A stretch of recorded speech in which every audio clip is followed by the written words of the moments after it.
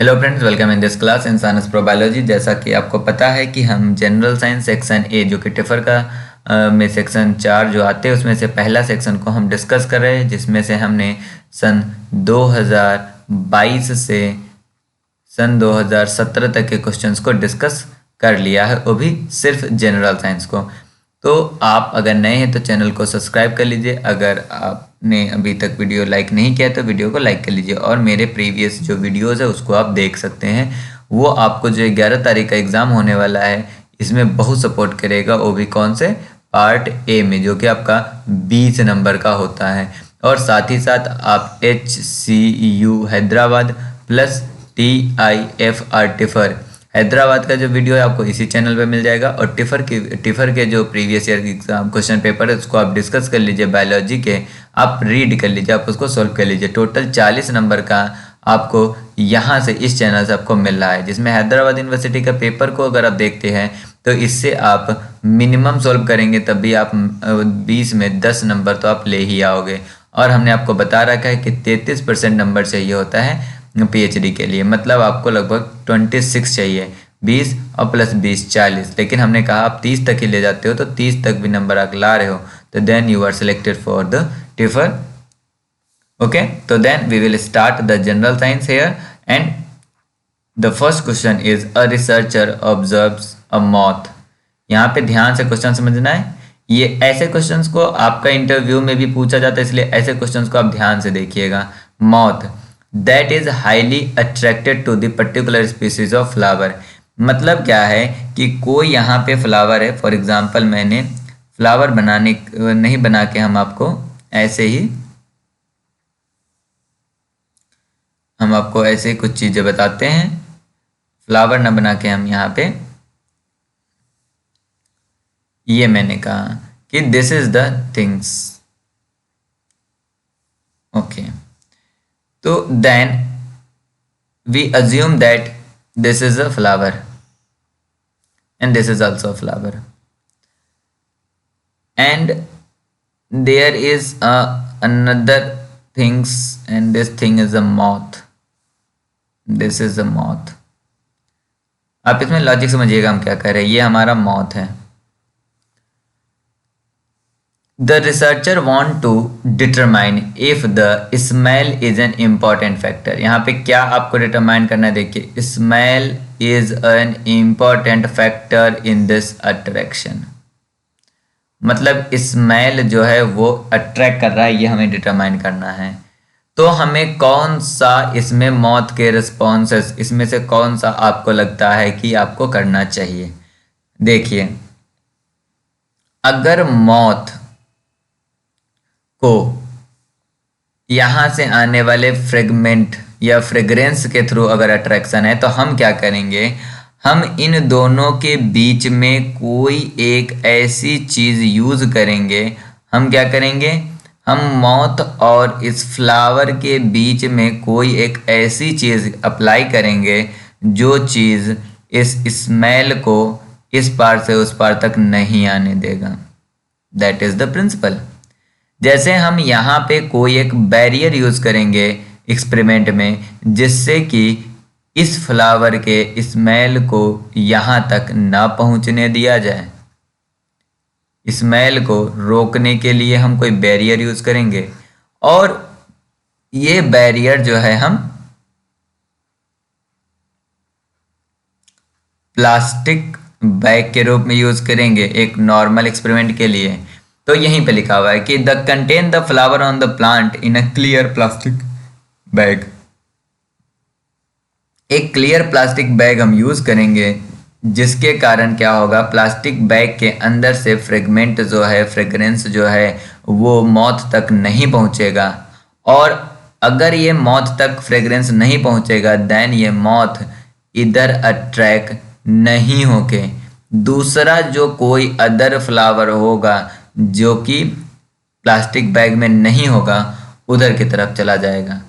और अगर ये मौत इस कंडीशन में भी इधर मूव करता है, मतलब कि वो सिर्फ स्मेल पे डिपेंड नहीं है। तो first the correct answer for this question is 1। तो ये इस टाइप के क्वेश्चन जिसे हम बोलते हैं एक्सपेरिमेंटल सेटअप लगाना, इस तरह के क्वेश्चन इंटरव्यू में भी पूछे जाते हैं। तो अगर आपको वीडियो पसंद आए तो वीडियो को लाइक कीजिए और चैनल को सब्सक्राइब कीजिए।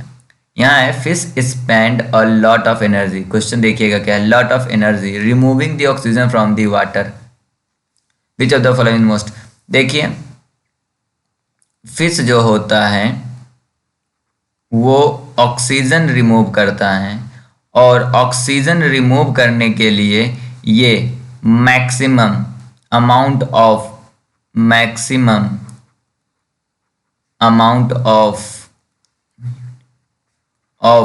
वाटर यूज करता है, और इस वाटर को वो गिल्स के थ्रू पास कराता है। इसके पीछे रीजन ये है कि जो ये वाटर में होता है ऑक्सीजन O2 जो है डिजोल्व फॉर्म में होता है, किसके, वाटर के। तो ये चूंकि ऑक्सीजन जो है डिजोल्व फॉर्म में होता है, इसीलिए इसमें से मैक्सिमम अमाउंट में वाटर को गिल्स के थ्रू वो सप्लाई करता है, और ये मैक्सिमम एनर्जी एक्सपेंड करता है ऑक्सीजन को रिमूव करने के लिए। तो यहाँ पे लिखा है which one of the following is the most plausible reason. तो इसका आंसर है water has a low oxygen content, बहुत ही कम अमाउंट में वाटर होता है, किसमें, पानी में, डिजोल्व कंडीशन में। In the large amount must be pumped through the gills, तो लार्ज अमाउंट में वाटर को हमें भेजना पड़ता है क्योंकि अमाउंट कम है।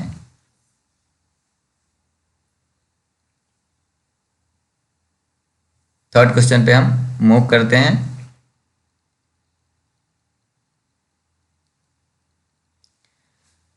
थर्ड क्वेश्चन में दिया है कि cholesterol level are measured in the random sample. यहाँ पे सैंपल साइज दे रखा है कि 1000 पर्सन में इन्होंने सैंपल साइज किया है, 1000 पर्सन में कोलेस्ट्रॉल लेवल चेक किया है। The survey is repeated for the same population but with the, अब यहाँ पे इन्होंने 3000 में चेक किया था यही कोलेस्ट्रॉल लेवल। तो अब क्वेश्चन है कि इसमें से कौन सा सही है। तो two sample standard deviation will be approximately equal, इसको थोड़ा हम साइड में रखते हैं। फिर में new sample standard deviation will be smaller than first, the standard deviation will be larger than first and can not be answered without knowing the sample mean. देखिए standard error दो टर्म है, एक है आपका स्टैंडर्ड एरर और दूसरा है हमारा स्टैंडर्ड डेविएशन।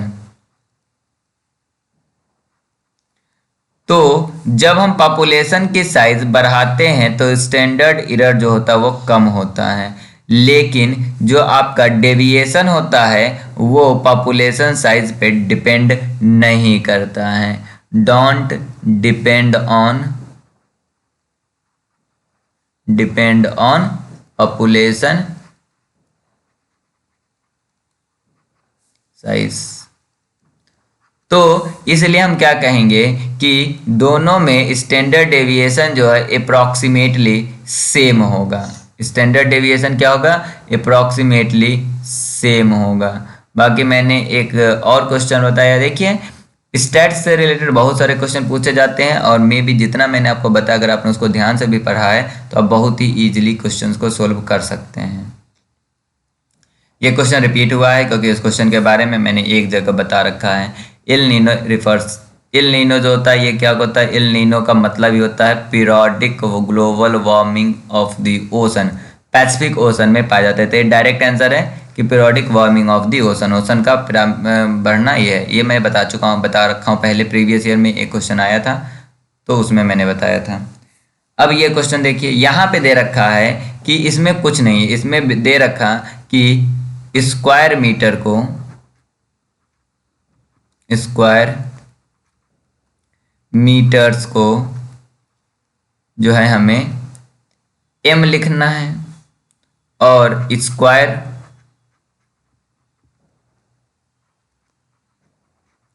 फीट को हमें f लिखना है।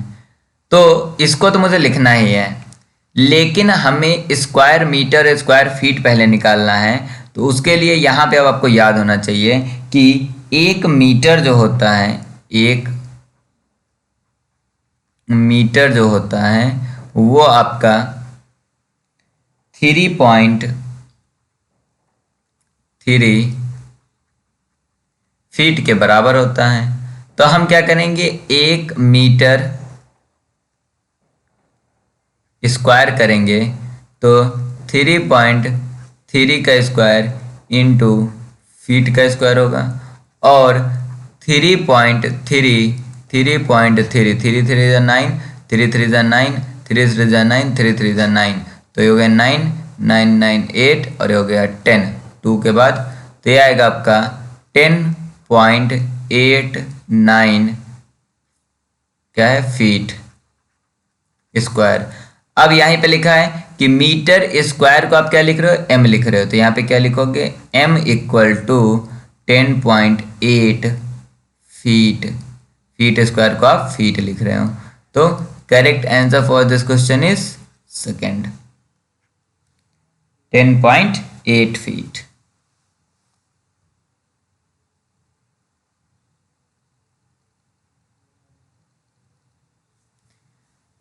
यहाँ पे देखिए क्या लिखा है, 7 10 8 11 9 12, नेक्स्ट बताना है।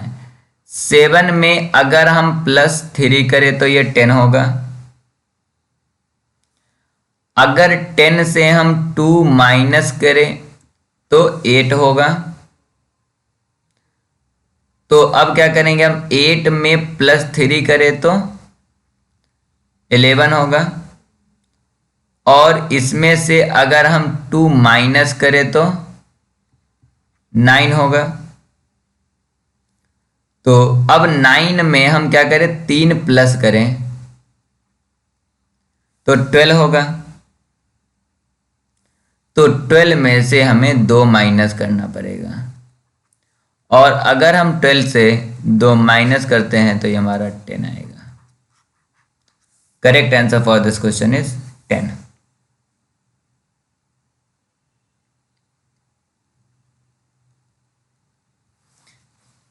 प्लूटो जो है एक रिक्लासिफाइड किया गया था डॉग प्लैनेट के रूप में रेदर देन प्लैनेट। क्यों? प्लूटो जो होता है, डॉग प्लैनेट का मतलब होता है बौना प्लैनेट, मतलब वो प्लैनेट जो नॉर्मल प्लैनेट से बहुत ही छोटा हो उसे हम डॉग प्लैनेट कहेंगे, बहुत छोटा हो। अब यहाँ पे जितने भी ऑप्शन आपके दे रखे, पहला ऑप्शन दे रखा orbit around the sun is not circular, ये डॉग प्लैनेट से रिलेटेड डिफिनीशन नहीं है। It is smaller than earth, earth नहीं, नॉर्मल प्लैनेट से छोटा, सिर्फ अर्थ नहीं, तो that is also not. It is incapable supporting life, ये तो हो ही नहीं सकता। तो इसमें आपके पास एक ही ऑप्शन बच रहा है, नन ऑफ द अबव, इसमें से कोई भी आंसर नहीं होगा। डॉग प्लैनेट का डेफिनेशन इसमें से कोई भी नहीं है। ये क्वेश्चन देखिए, इस क्वेश्चन को आप फार्मूला से भी लगा सकते हो, बट मैं ये कहूँगा कि आप फार्मूला से ना लगा के थोड़ा लॉजिकल सोचो, या मतलब लॉजिकल सोच के लगाओ।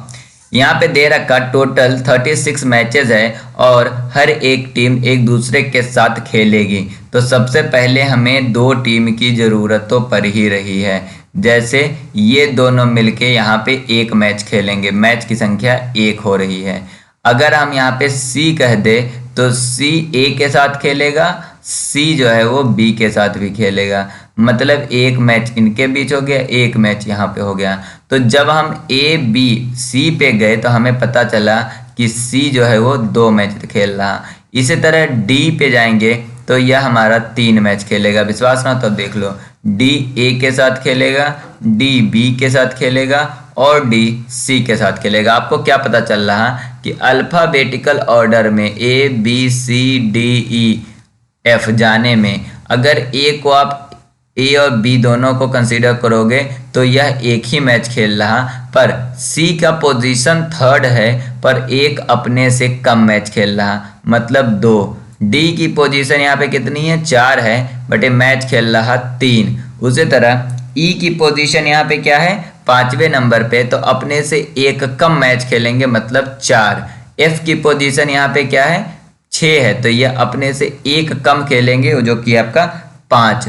उसी तरह जी का पोजीशन आपका 7 है, तो अपने से कम मैच खेलेगा 6। इसको जोड़ते चलिए, 2 1 3 3 3 6 6 4 10 5 15 6 21। अभी आपका 21 हुआ है, पर आपको चाहिए क्या 36 चाहिए। तो जी के बाद अगर एच है, एच की पोजीशन 8 है बट ये मैच खेलेगा 7, तो यहाँ पे आप 7 ऐड कर दीजिए, तो हो जाएगा आपका 28। और उसी तरह अगर हम आई की बात करें तो आई जो है आपका 8 मैच टोटल खेलेगा, इसमें अगर हम 8 ऐड कर देंगे तो 36। तो कितने टीम हुए, 1 2 3 4 5 6 7 8 9, टोटल यहाँ पे कितने टीम हो रहे हैं, टोटल आपके 9 टीम हो रहे हैं। तो करेक्ट आंसर इसका क्या है 9 नंबर बी 9। आप इसे लॉजिकल बताइए। बाकी अगर आपको बहुत ही शौक है फार्मूला से लिखने का तो आपका ये फार्मूला होता है NC1 equal to n factorial n-2 factorial into 2 factorial, क्योंकि यहाँ पे मैच 2 के बीच में होता है, इक्वल टू 36 है। यहाँ पे सोल्व करके n की वैल्यू निकाल लीजिए, यही है इसका आंसर है।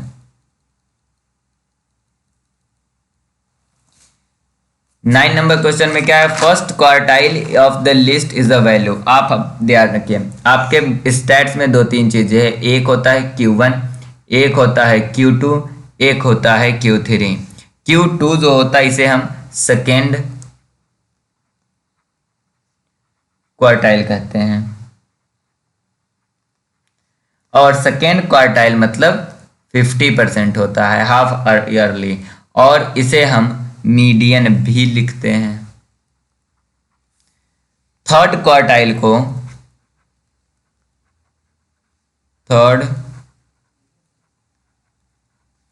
75 के कंडीशन में रखा जाता है, इसे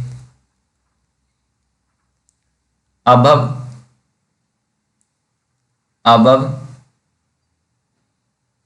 मीडियन कहेंगे, और फर्स्ट को हम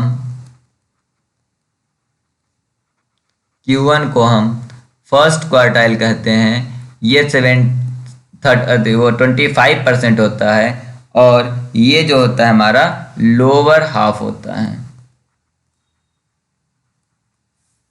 अब जितने भी इसकी वैल्यूज है जो कि फर्स्ट क्वार्टाइल में होगा, उसके मैक्सिमम वैल्यू हाफ से पहले होगा। तो अगर हाफ से पहले होगा मैक्सिमम वैल्यू, तो मीडियन भी जो है वो हाफ से पहले होगा। तो इसका करेक्ट आंसर क्या है, median of the lower half of the value.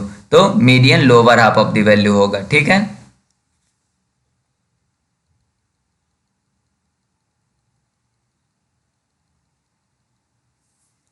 यहां पे लिखा है the mean of the 10 exam score is 20। यहां पे मीन दे रखा, वो भी कितना दे रखा 20, वो भी कितने का 10 एग्जाम का। तो टोटल नंबर कितना होगा, अगर हम मीन की बात छोड़ के टोटल नंबर की बात करें तो टोटल नंबर होगा 20 × 10 इक्वल टू 200। अब यहाँ पे क्या आ गया है कि 2 स्कोर आपने और जोड़ दिया, जब 2 स्कोर जोड़ दिया तो 10 में जब 2 स्कोर जोड़ोगे तो टोटल 12 स्कोर हो गया।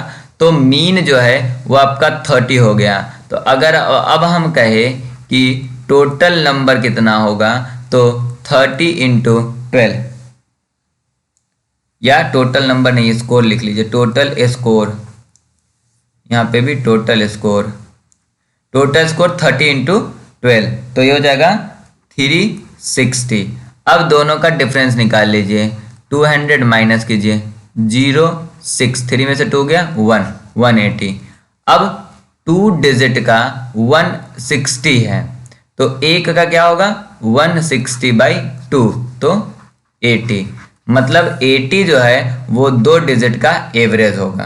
क्योंकि आप एवरेज कैसे निकालते हो, आप एवरेज निकालते हो दोनों डिजिट को जोड़ करके, जितना नंबर ऑफ डिजिट होता है उससे डिवाइड कर देते हैं। तो correct answer for this question is 80।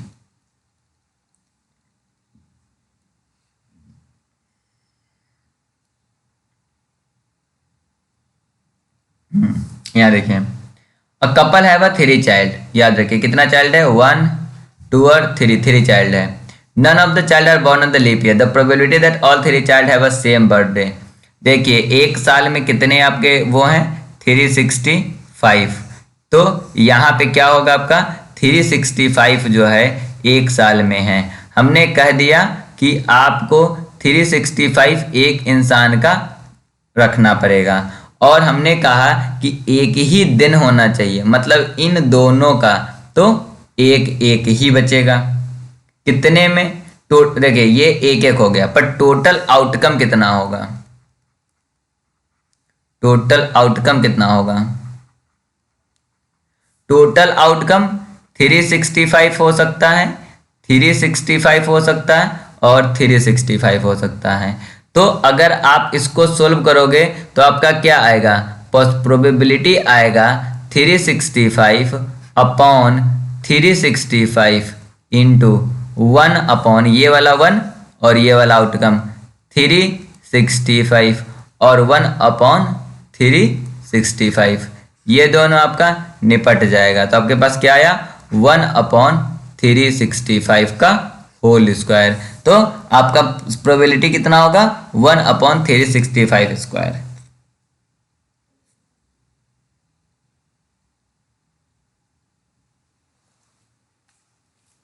ये क्वेश्चन आपको थोड़ा ट्रिकी है और लेंदी भी है, तो आप इसको थोड़ा ध्यान से समझिए। एक सर्वे में दिखाया गया कि स्ट्रॉबेरी जो है, स्ट्रॉबेरी, यहाँ पे स्ट्रॉबेरी से लिखते हैं, स्ट्रॉबेरी खाने वालों की संख्या 96 थी, वहीं पे रसबेरी खाने वाले की संख्या 98 था और ब्लूबेरी खाने वालों की संख्या कितनी थी 120। फिर देखा गया कि 18 पीपुल जो है सिर्फ स्ट्रॉबेरी खाते हैं, मतलब ओनली स्ट्रॉबेरी खाने वाले की संख्या कितनी है 18, वहीं पे ओनली रसबेरी खाने वालों की संख्या कितनी थी, ये थी आपकी 20 और ओनली ब्लूबेरी खाने वालों की संख्या है 24। लेकिन ऑल थ्री मतलब SRB तीनों खाने वालों की संख्या कितनी है तो 38 है। तो हमें बताना है कि हमारा क्वेश्चन क्या है वो भी लिख लेते। क्वेश्चन में है how many people like raspberry and blueberry, मतलब हमें बताना है रसबेरी और ब्लूबेरी खाने वालों की संख्या, बट नॉट स्ट्रॉबेरी, मतलब स्ट्रॉबेरी वालों को यहाँ से हटाना है। तो अब हम इसको शुरू करते हैं। देखिए सबसे पहली बात, जो आपका स्ट्रॉबेरी खाने वालों की संख्या है, जो सिर्फ स्ट्रॉबेरी खाने वाले संख्या देखो कहाँ पे है, एक स्ट्रॉबेरी खाने वालों की संख्या यहाँ पे है और एक स्ट्रॉबेरी खाने वालों की संख्या यहाँ पे है, ये है, मतलब ओनली स्ट्रॉबेरी प्लस स्ट्रॉबेरी में से SRB, तो ये हो गया आपका 18 प्लस 38, तो 18 प्लस 38 ये हो गया आपका 56।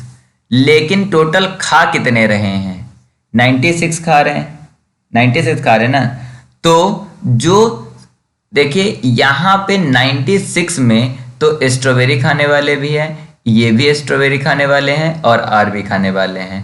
तो अगर हम आपसे ये कहे कि यहाँ से रसबेरी खाने वालों की संख्या कितनी है, क्या हम कह रहे हैं कि रसबेरी और हाँ हम आपको ये कहे कि यहाँ से आपके पास जो है वो RS रसबेरी और स्ट्रॉबेरी इसकी संख्या और स्ट्रॉबेरी और ब्लूबेरी इनकी संख्या कितनी है, तो आपका 96 माइनस 56, तो हो जाएगा आपका रसबेरी प्लस स्ट्रॉबेरी, मतलब स्ट्रॉबेरी और ब्लूबेरी, ये हो जाएगा आपका 40। This is the first equation. उसी तरह अब देखिए सिर्फ यहां से रसबेरी खाने वालों की संख्या कितनी है तो 20 और रसबेरी वाले खाने की संख्या इतनी भी है।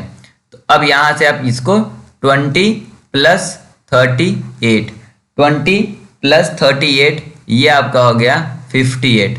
तो उसी तरह जैसे ये आपने इक्वेशन नंबर फर्स्ट निकाला, इसी तरह आप इक्वेशन नंबर सेकेंड निकालिए। कहाँ से? इस रेसबेरी इक्वेशन से। तो अब आप क्या करोगे कि SR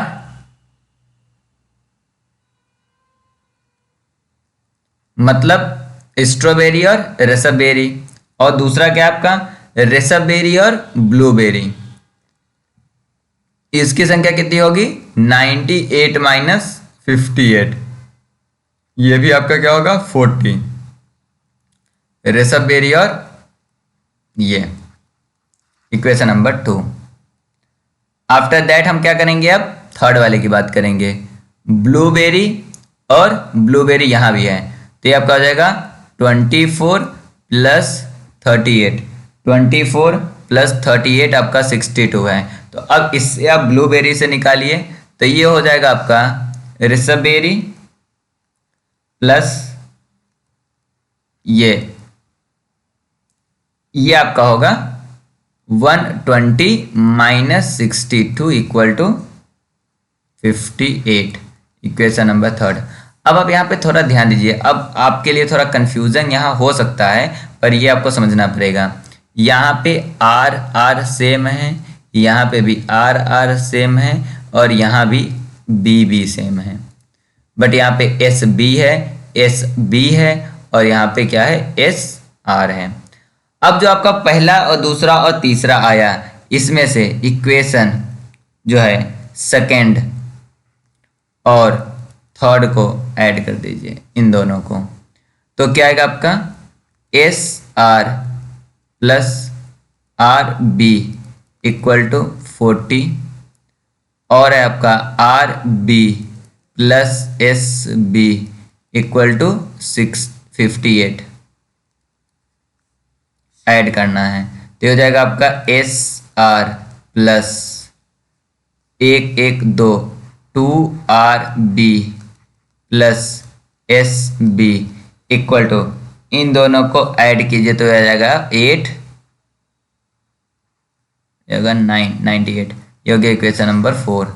अब जो इक्वेशन नंबर 4 आपका आ रहा, इसमें इक्वेशन नंबर 4 से इक्वेशन नंबर 1 को हटा दीजिए।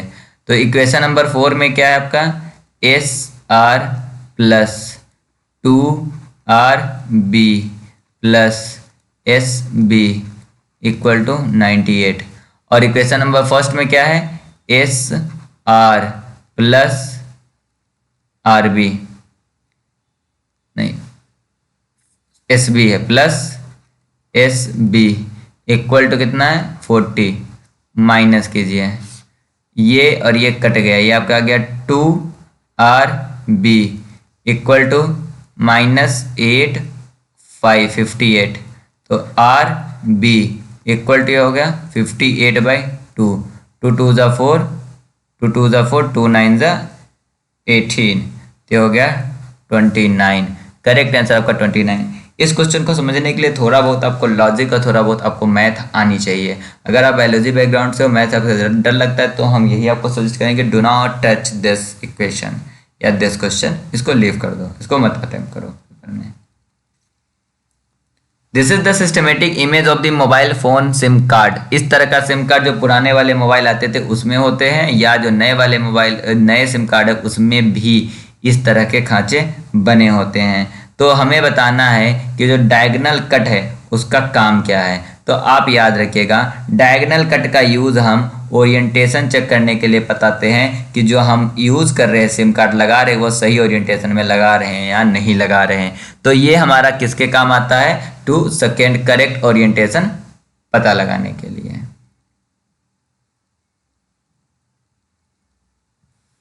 Sign in the unit place of the -9 की पावर 99। अब यहाँ पे माइनस है इसलिए आप यूनिट डिजिट में भी याद रखिएगा निगेटिव आएगा, तो पॉजिटिव वाले को आप हटा दो, तो पॉजिटिव वाला तो होगा नहीं, बचा निगेटिव।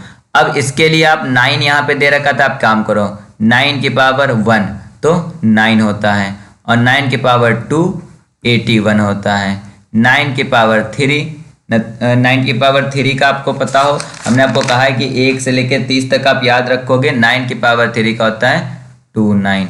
उसी तरह 9 की पावर 4, इसका 9 के पावर 4 का होता है 6551। अब आप ध्यान से देखिए, 9 और 1 यूनिट डिजिट जो है वो रिपीट हो रहा। तो 9 कब आ रहा है? ये हो गया आपका 9 आ रहा है जब यहाँ पे 3 था। मतलब 9 आने के लिए आपका इवन नंबर होना चाहिए। 9 कब है? जब इवन नंबर है। और जब ऑड नंबर है तो क्या है?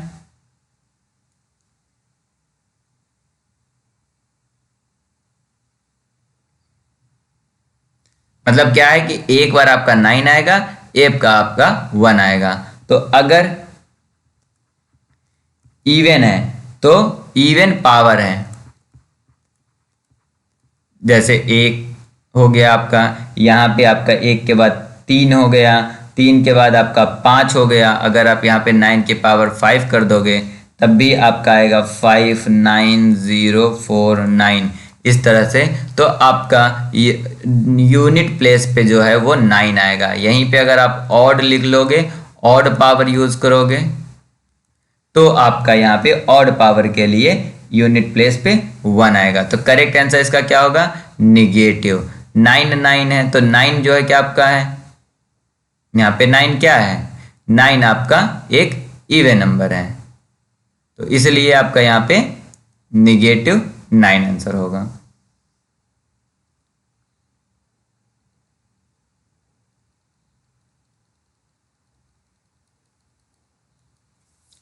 ये बहुत ही आसान क्वेश्चन है, इसमें 3 टाइमर यूज है। वो है 1.63, 2.6 और थर्ड है आपका 3.558। अगर आपको सोल्व कर देते हो तो हम आपको बता दें आपका आएगा 7.788, यही आएगा। लेकिन आपको बताना है कि एक बिल्कुल सही घड़ी जो है वो क्या रिपोर्ट करेगी। तो आप याद रखिएगा कि यहाँ पे 3 डिफरेंट वॉच है, इसलिए आप यहाँ पे डबल डिजिट में यूज हुआ है या ट्रिपल डिजिट में हुआ। एक घड़ी की जब भी हम बात करेंगे तो we will only calculate from the 1 digit, मतलब आफ्टर द डेसिमल 1 डिजिट। तो यहाँ पे 7.788 में 7.8 सेकेंड ही सिर्फ आएगा। तो correct answer for this question is 7.8 second. Thank you for watching this video को ज़्यादा शेयर कीजिए। बाकी अगर आपने हमारे वीडियोस नहीं देखे तो आप उसे भी जाके देखिए। Thank you.